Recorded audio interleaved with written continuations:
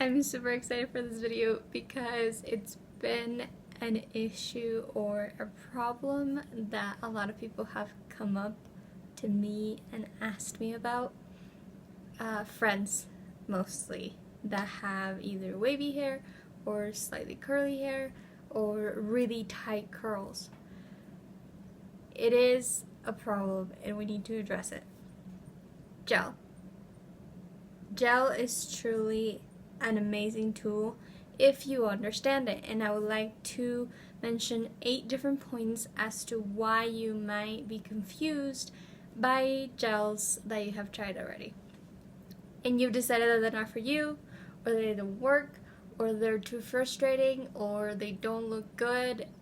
There's something that just doesn't fit, and it might be because of one of these 8 points. So the first one is that it's sticky. Yeah, it's gonna feel like gel. There are some very sticky gels that please don't use. Just, that's not good gel. If it's truly sticky, there's no point in keeping it. But it has to feel like gel. There is a certain tackiness to it because it has to stick to your hair. It has to form that magical film and keep your curls in a perfect shape so that when it finally dries, you have an intact curl. That's what you started with when you start styling. Second, you didn't know that you had to scrunch. So scrunching is basically this motion. Start with your palm open at the ends as you move up. After you're up on the level of your head, you close your hand and squeeze. That's it. It's scrunching. So you didn't know I had to scrunch. If you're walking around with your hair stiff after it dries in the perfect curl position, it's not gonna look like you want it to look if you didn't scrunch out the stiffness from the gel. And this should only happen after it's dry. So the third point was you scrunch out too soon and you didn't wait for it to be dry. If you scrunch it out too soon, it's gonna get frizzy, it's gonna lose the shape that it had, it's gonna be a little bit like moist still, and it's gonna droop and not have as much bounce. You need to wait for it to be completely dry, and the longer you leave it dry, the better, because we've seen it in different experiments that we've all tried.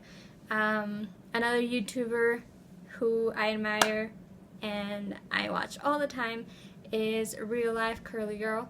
Her name's Allison, and she did or started something that really works out, is sleeping in the crunch. So you start out your bedtime with your hair completely dry in your gel cast. It is stiff from the gel, and that is how you go to sleep.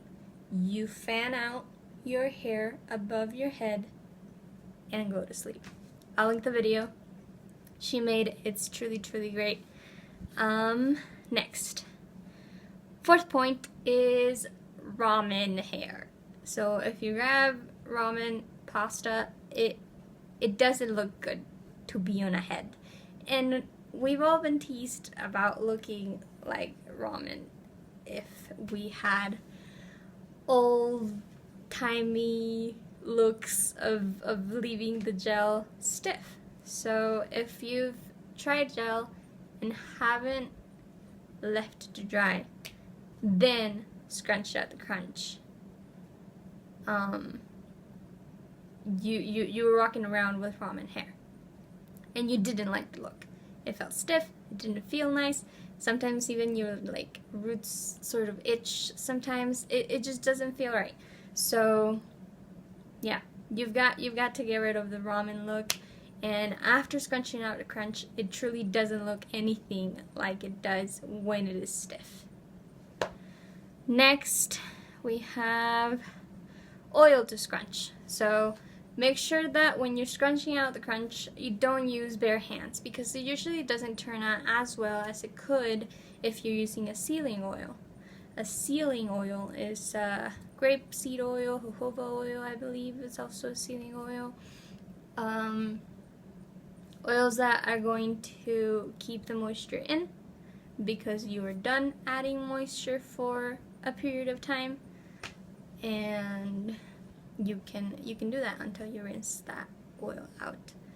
But it truly gives you a shinier look than if you were using just your bare hands.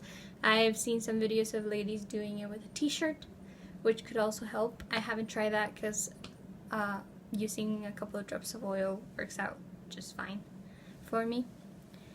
6, flaking. If your gel is flaking, get rid of it. It's not the best gel for this. It could work for guys that spike up their hair and leave it spiked up all stiff. That's great. They don't need to move it. They don't need to do anything to it. If they do, it's gonna flake. So no, we don't need flaky gel. You need to find a better gel, and hopefully I'll remember and type down on the description bar different gels that are really good. 7th point is white residue. 7th point, yeah. Sorry, at the beginning I said that it was 8. It's actually 7. 7th point, you have white residue. So let's say I got out of the shower.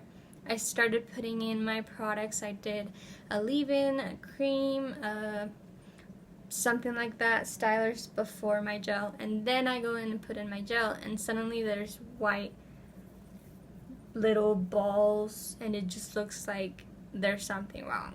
And oftentimes, if you let it dry, it disappears, but sometimes it doesn't. So the reason this is happening is because your gel and your products don't mix well together.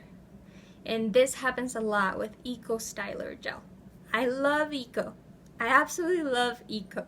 The olive oil kind is amazing. Oh my goodness, I can use that on its own and get really good results. But if I wanted to use any other products with it, it just doesn't work out because it wants to be on its own.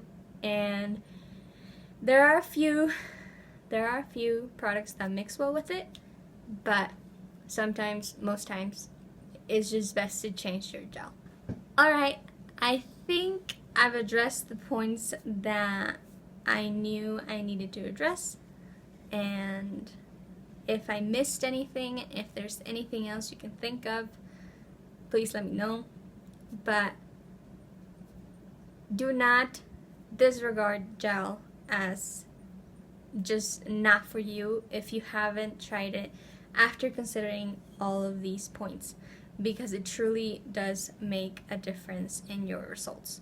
And I can say 1000% that I couldn't get my hair to be as happy as it is without gel. It just wouldn't happen. I have this giant tub of 32 ounces filled with my favorite gel, and I have at least 4 to 3 other bottles of different gels to try yet. The way that you can know if your gel is going to work with your styler, I saw this in another video, hopefully I can link it down in the description. You grab a little bit of your gel in the palm of your hand and the styler that you don't know if it's going to work with. So you put them on your palm and you mix it up. Don't rub your palms, you can actually just mix it with your finger and look at the mixture after they're mixed completely. If it looks a little bit like cottage cheese, it's not gonna work. It's just not gonna work. So you're gonna be getting white residue. It's best to make sure that you get a really nice mixture, sort of like yogurt. So I'm imagining a cream and a gel mixed together is gonna look white most of the time. So it should look like the texture of yogurt. much more than cottage cheese. I will be attaching a time lapse, a very short time lapse of me scrunching out my crunch with my favorite oil, and before that I actually diffuse for about 15 minutes, maybe 20 minutes, because I had plopped overnight in a t-shirt. If I were to plop in a hairnet like on my very first video, it would have dried a lot faster and way better, and a lot more stiff, which is what I like when I need to scrunch out the crunch. I need it to start very stiff. That way I can have several days of the same hairstyle without having to re-wet my hair and restyle it and re-dry it and scrunch out the crunch. It's a process that I would like to do maybe twice a week, and that's it. Thank you so much for watching. I would love it if you leave me a comment about whatever you learned, if you learned something, and whatever I missed as far as addressing why we should be more appreciative of gels. I would absolutely appreciate it if you could leave a like and subscribe to see more of my content in the future. I am really excited to keep working on videos about curly hair because I am extremely obsessed. I love my hair now. I absolutely love my hair, and I am learning to take care of it, and I have noticed that it is a true, big, friendly, and amazing community that we have built around hair and around loving what comes out of our heads as it is, as messy as it is, and trying to give it what it wants and what it needs. So thank you so much for watching again, and I'll see you next time. Instead of plopping with a t-shirt, I recommend that you plop with a hairnet because the results are way better. As far as diffusing, my tips are to Pixie diffuse. So as you see this time lapse, you'll see me looking at the phone while I was recording with it, because I wanted to see how much time I was spending on each of the sides. I like to start with the hair dryer off at the ends of my hair, scrunch up with the diffuser, and then hold it in place and turn it on then. After that, I wait about 5 minutes, sometimes 10, and then switch to the other side, to a different section. I always diffuse in the lowest temperature. It is a little bit warm, but it's mostly a cool temperature. I was diffusing in this session for about 20 minutes, and it worked out great. I made sure that there was no moisture left, that I could feel at least.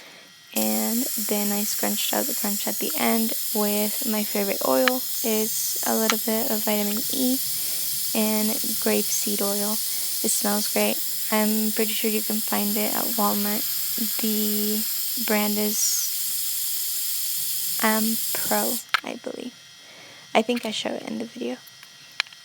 But making sure that you get the strongest cast is truly gonna get you the best results.